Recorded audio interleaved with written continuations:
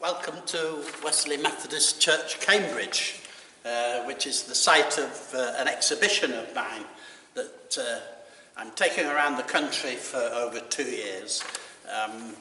Started in Leicester in the month of February, was in Oxford in March, it's now April in Cambridge. First ran the exhibition at the Christian Resources exhibition in Manchester way back in October 2014.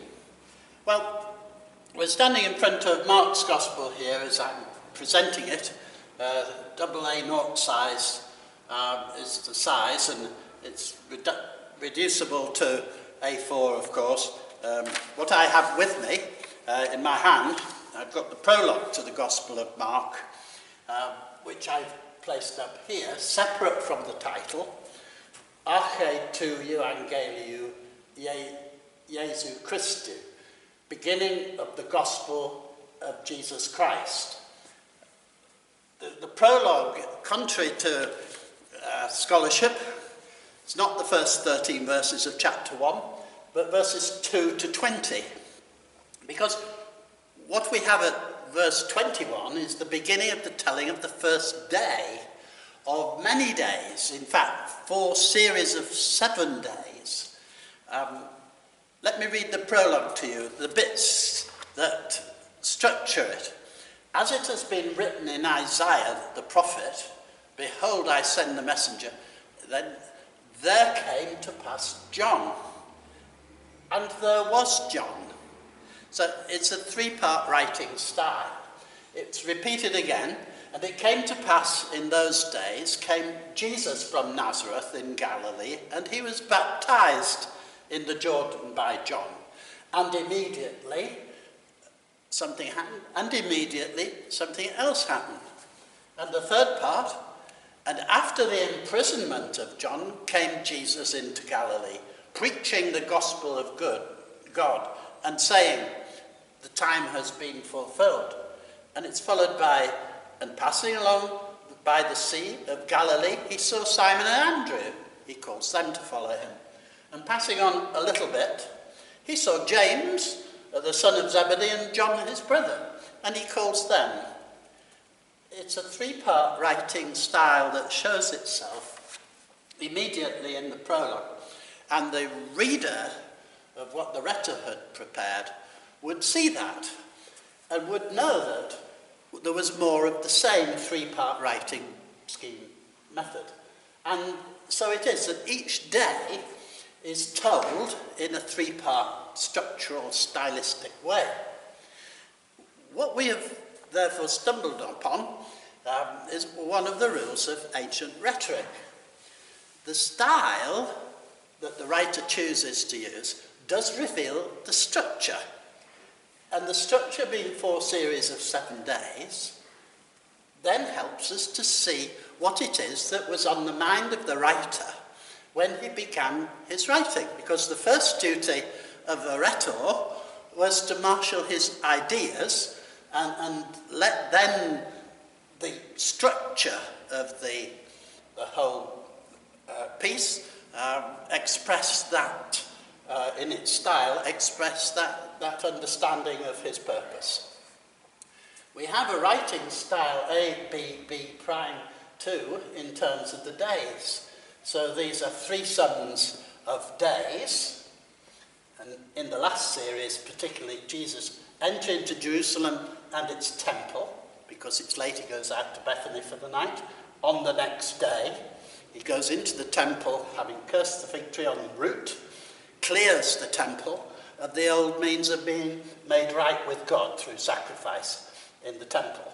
And on the next day, literally, so a 3-day, back in the temple again, inside and out teaching, but outside teaching all these wonderful stones, one day all will be destroyed. It's passing away. All that we have this side is Jesus fulfilling the old covenant expectations. This side we have Jesus establishing the new. From a huge crowd from 7 named places, he chooses 12 individuals to be his disciples. For individuals, read tribes. For the Old Covenant people, now a New Covenant people. And the basis is 12 disciples. 3 amazing days of telling run here, and it leaves you awestruck, all the more so here. The middle days are turning point days. Here, Jesus and his disciples' activities lead him into conflict, and the Jews, the Pharisees, join with the Herodians to work out how they might dispose of him, do away with him. And here is another plot, the first plot and the last plot, occupying similar pieces, similar positions. The 2 middle days here, the middle series, beginning in the same Greek, and from there rising up, and he went into another region, and from there rising up, he went into another region. This is a matrix of presentations, so that from this turning point day where Jesus is anointed for his burial, the days proceed. 14:12 is introduced. Jesus sends 2 disciples to get his upper room ready and the Passover meal prepared, just as he sent 2 disciples on the first day here to get his donkey. It's a new beginning. It puts this opposite that, leading through to this. He eats with his disciples, presents himself in bread and wine, is arrested, but tells them before he's taken that he will die, and after he's risen, he will go before them into Galilee. He is mocked on the cross here, as he is mocked at his trial, for saying, "Destroy this temple and I will rebuild it in 3 days." Mark teaches us that Jesus is the new temple of God, the new covenant temple of God, through whose death and sacrifice people are made right with God. And that corresponds to this day's telling. This day completes that threesome. What completes the threesome here is the empty tomb, with the young man in the tomb, who's surely the same as the young man here in his sindona, his nightdress, or his grave clothes, who wriggles free at the last naked, reluctant to leave Jesus to his lonely and awful death.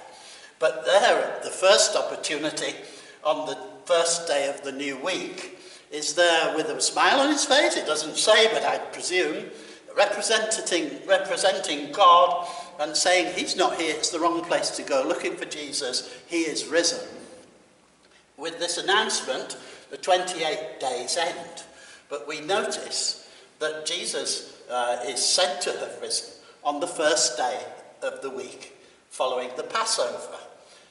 Well, it also mentions as the sun was rising that the women, the 3 ladies, got to the tomb and found that the stone had already been rolled away. It was as the sun was rising. So the sun rises on the new covenant, and that's why I've shown artistically the rays of its light over the whole of this section, for it was on the first day of the narrative that the sun set. And we may take it then, symbolically, that as the sun sets on the first day, it was setting on these days in Jesus' ministry as he fulfills it with his coming and his presence and what he did, indicating that the old covenant was coming to an end and the new covenant was being established. In a nutshell, then, that would be Mark, but it doesn't end there. The audience in the amphitheatre wouldn't get up and go because they'd paid their money for a full performance. And in every way, they would be learned in listening to a recital, a dramatic recital from the stage. They would know that an epilogue was needed. Scholarship says it finishes here, does this presentation. Well, I beg to differ. It would never have finished there, because the young man here says to the ladies, remember, tell Peter and the disciples that he goes before you into Galilee and we'll see you there. It's what he said to them before on the night of his arrest. So both of these set up an ending which is to be in Galilee. It doesn't need to be said again, and it's a three-part epilogue that we get, which well mirrors a three-part prologue. I've reduced it by a few verses because I think the reason it went missing was because it was cut off. It was expunged. When Matthew's Gospel, I'm looking at it over there, was written, people adopted that ending as the preferred one. It said, "Lo, I'm with you always, even to the close of the age." Whereas Mark's ending ends with the words, after he'd so spoken to them, telling them to go into all the world to preach the gospel, having appeared to Mary Magdalene, appeared to two in the country, he's talking to his disciples, berating them for not believing the ones who had seen him. He commissions them, sends them out into all the world to preach the gospel to all creation. And then he ascends, and it says, to sit down at the right hand of God. Theou. And the disciples were told in the very last sentence, they went out and preached everywhere. Pantachou. Theou, Pantachou. And there's a rhyming couplet at the end of this reconstructed epilogue. There is oo sounds here and here to begin these sections. There is oo sounds at the title, oo, oo, oo, and also in the prologue, and here at the very last. The whole, it seems to me, is the work of one writer.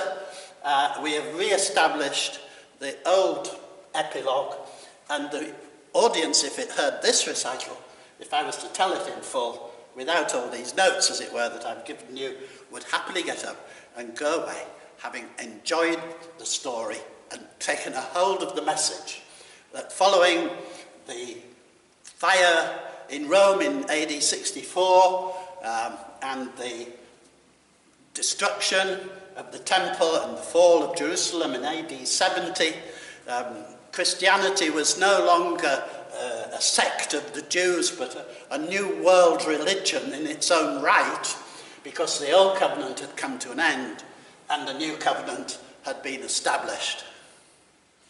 And that's Mark's Gospel.